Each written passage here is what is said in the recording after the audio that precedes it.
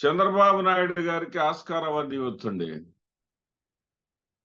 ఏ విషయంలోనంటే పావలా గుడ్డుకి 10 రూపాయల మసాలా పెట్టడం అంటారే పూర్వం పెద్దలు. పావలా పనికి 10 రూపాయల పబ్లిసిటీ తెచ్చుకునేటటువంటి దాంట్లో చంద్రబాబు నాయుడు ఎక్స్పర్ట్. అన్నా క్యాంటీన్ గుడివాడలో సతీ సమేతంగా ప్రారంభించాడు. అన్నా క్యాంటీన్ 183 అని ముందు చెప్పి 100 చోట్ల మాత్రమే పెట్టారు. మరి 100 చోట్ల సుమారుగా రోజు 100 మందికి అన్నం పెట్టినా కానీ 10,000 మందికి అన్నం పెడుతున్నారు. 10,000 మందికి అన్నం పెట్టేదాన్ని మొత్తం రాష్ట్రం మొత్తం 5.5 కోట్ల మందికి అన్నం పెడుతున్నట్లుగాను. మరి గతంలో జగన్మోహన్ రెడ్డి గారు ఇంటికి సరుకులు పంపిస్తేనే అదేదో మహానేరం అన్నట్టుగా చెప్పినటువంటి మీరు అన్నం వండి కలిపి ప్లేట్లలో పెట్టడం ఏంటండి? ఇది ఈ రకంగా సోమరిపోతులు గారా? సరే 10,000 మందికి అన్నం పెట్టి 5.5 కోట్ల మందికి అన్నం పెట్టినట్టుగా పబ్లిసిటీ చేసుకోవటం ఏంటండి? చంద్రబాబు నాయుడు గారు అది మీకే చెంది. మీరు అన్నం తింటుండగా మీ పక్కనే వంశీ అనే కుర్రవాడు వస్తాడు. ఏమి డ్రామాలండి మీ తెలుగుదేశం పార్టీ అంటే? తెలుగు డ్రామాల కంపెనీ అన్నట్టుగా, తెలుగు డ్రామాల పార్టీ అన్నట్టుగా ఆ వంశీ అనేవాడు వస్తాడు. 2 సంవత్సరాల కరోనా కాలం తర్వాత అన్నం లేక 3 ఏళ్లు అల్లాడిపోయాడంట. అన్నా క్యాంటీన్లు లేక, జగన్మోహన్ రెడ్డి గారి వల్ల అన్నా క్యాంటీన్ లేక అల్లాడిపోయాడంట. మీరు ఊగొడుతూ ఉంటారు, అతను మీకు చెబుతా ఉంటాడు. తీరా అతను ఎవరయ్యా ఏంటయ్యా అని చూస్తే అక్కడ పోటీ చేసి గెలిచినటువంటి వెనిగళ్ల రాము ప్రధాన అనుచరుడు. అతని ఆర్థిక స్తోమత ఏంటయ్యా అంటే KFCలో ఆర్డర్ చెప్పుకొని చికెన్ తినేటటువంటి, అక్కడ ఉన్నటువంటి ఐటమ్స్, కాస్ట్లీ ఐటమ్స్ కొనుక్కొని తినేటటువంటి పరిస్థితి అతనిది. 5 రూపాయల భోజనం అతను ఎందుకు వచ్చి తింటాడు? అంటే పబ్లిసిటీ కోసం దేనికైనా సరే మీరు దిగజారుతారు, ఎంత స్థాయికైనా మీరు వెళ్ళిపోతారు.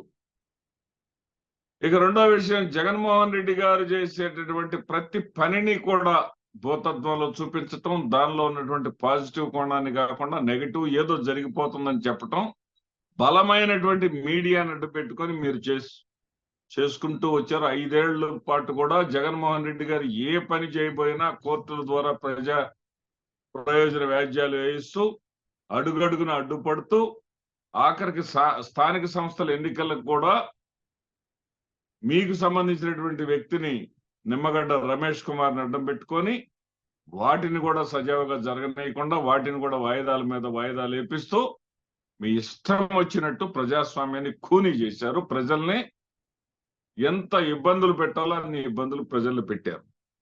సరే, అక్కడ ఆ రోజులో ఏం చెప్పారు ఆయన? టిటిడి చైర్మన్ గా ఉన్నటువంటి కరుణాకర్ రెడ్డి గారు, ఆయన ఏం చేశాడండి? టిటిడిలో అందరికీ వసతి ఉండదు కదా, చాలా మంది కింద అంటే తిరుమల కొండ మీదే వస్తుంటది కదా, చాలా మంది తిరుపతిలో, దిగువ తిరుపతిలో చాలా మంది బస చేస్తారు. దిగువ తిరుపతి కూడా పవిత్ర పుణ్యక్షేత్రానికి చెందినటువంటి ప్రాంతమే కదా. ఆ ప్రాంతానికి తిరుమలకు వచ్చేటటువంటి ఆదాయంలో 1% తీసి తిరుమలలోని రోడ్లు బాగు చేశారండి ఆయన. దానిని బాగు చేయడానికి ఆయన నిర్ణయం తీసుకోగానే భారతీయ జనతా పార్టీ, తెలుగుదేశం పార్టీ గగ్గోలు పెట్టాయండి. ఆఖరికి కోర్టుకు కూడా వెళ్ళిపోయినాయండి. కోర్టుకు వెళ్ళి కూడా అడ్డుకోవాలని ప్రయత్నం చేసినాయి. ఆ తర్వాత శరవేగంగా పనులు చేయడంతో ఇంత వేగంగా పనులు ఎలా చేశారని చెప్పేసి టీటీడీకి చెందినటువంటి అక్కడ ఉండేటటువంటి అధికారులను 71 మందిని మీరు సస్పెండ్ చేశారే, 71 మందికి తాకీదులు ఇచ్చారే. ఈ రోజున మీరేం చేస్తున్నారండి? మీ చంద్రగిరి ఎమ్మెల్యే, మీ పులివర్తి నాని ఆదేశాల మేరకు, పులివర్తి నాని కోరిక మేరకు తమిళనాడు నుంచి వచ్చేటటువంటి యాత్రికులకు రోడ్లు సరిగా లేవంట. పులివర్తి నాని టిటిడి నిధులతోటి ఇక్కడ రోడ్లు వేయండి అని ఆయన అడగటం, ముఖ్యమంత్రి చంద్రబాబు నాయుడు గారు వెంటనే శాంక్షన్ చేసేయటం, ఆర్డర్స్ కూడా ఇష్యూ అయిపోయింది. అంటే మీరు చేస్తేనేమో సంసారం, ఎదుటివాడు చేస్తే వ్యభిచారం, మీరు చేస్తేనేమో పాలన, ఎదుటివాడు చేస్తేనేమో పాపం. ఏమి దుర్మార్గం చంద్రబాబు నాయుడు గారు. ఇక తాజాగా నిన్న పోలవరం ప్రాజెక్ట్ మూడో అంశం. పోలవరం ప్రాజెక్టు విషయంలో 53 పేజీల నివేదిక ఇచ్చారు. ఆ నివేదికలో చెంప మీద కొట్టినట్లుగా చంద్రబాబు నాయుడు గారు నీ అనుభవం నిన్ను తీసుకెళ్లి తగలయ్యా అనే స్థాయిలో ఉందా రిపోర్ట్. డయాఫ్రమ్ వాళ్ళు మీ యొక్క అనాలోచితమైనటువంటి మీ పనుల వల్ల డయాఫ్రమ్ వాళ్ళు దెబ్బతిన్నది. ఆ డయాఫ్రమ్ వాళ్ళకి సమాంతరంగా మరొక డయాఫ్రామ్ వాళ్ళని కట్టుకోండి.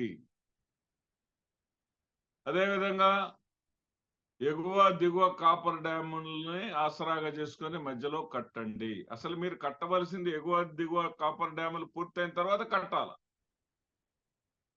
పూర్తవ్వకుండానే దాన్ని కట్టి నాసిరకంగా కట్టి దాన్ని నాశనం చేసిందేమో మీరు. ఈ రోజున కళ్ళబొల్లి కబుర్లు చెబుతుందేమో మీరు. ఇక్కడ వాళ్ళు జాగ్రత్తగా చెప్పినటువంటి విషయాలు మనం చూసుకుంటే, మెయిన్ డ్యామ్ కట్టేందుకు వర్క్ షాప్ ను ఓపెన్ చేయమన్నారు. వర్క్ షాప్ ను ఒకటి ఓపెన్ చేయాలి.